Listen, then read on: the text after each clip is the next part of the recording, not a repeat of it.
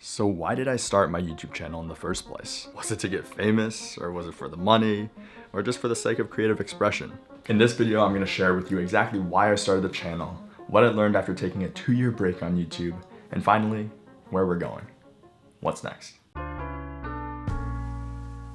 The truth is that it was kind of a coincidence. I mean, I've always been inspired by the greatest YouTubers, but I never really thought that I could be a YouTuber. For some reason, it never clicked.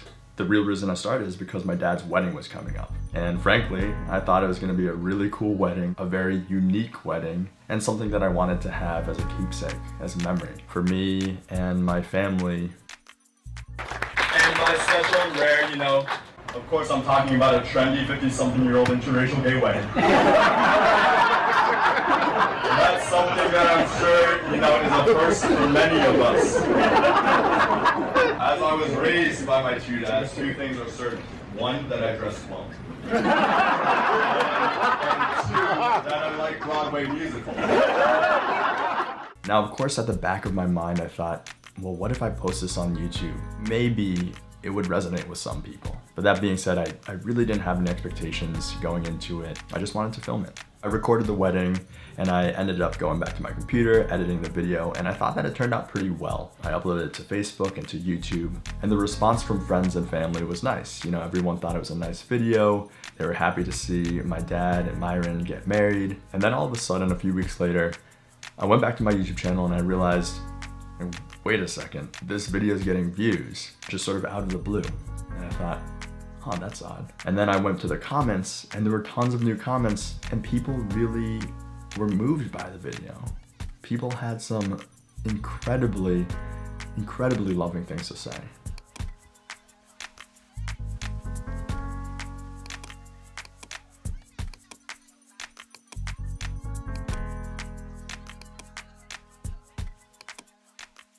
That being said, there were lots of hate comments as well. There were people saying, this is a disgusting family, this is a disgusting wedding.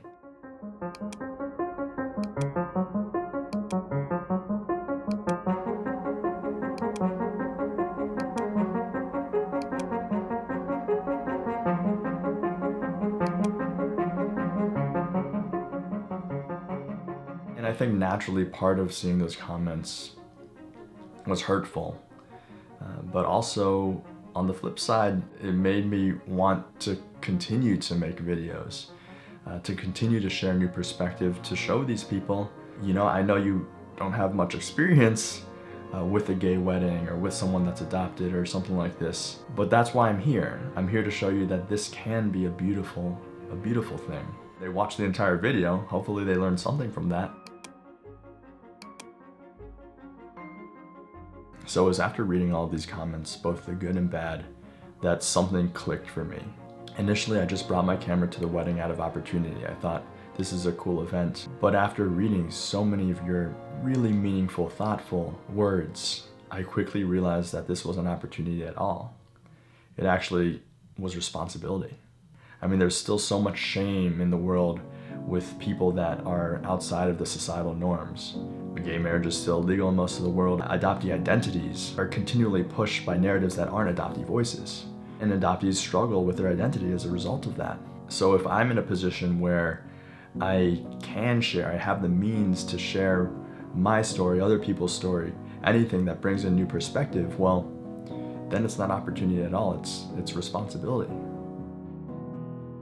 So at the time I was really pumped up, I really wanted to share, and you'd think that I would have hit the ground running, publishing lots of videos, but I didn't. I pretty much didn't publish a video for over 2 years. I think at times we all feel responsibility to act on things, but sometimes the weight of that responsibility is too much, and that's sort of how I felt. I knew what I needed to do, but I didn't know how to do it. I didn't know how to share. It's been a process trying to figure out my creative process.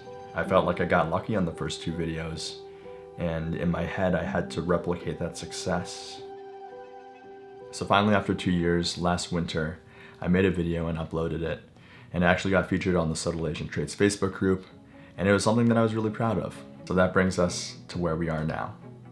What's next?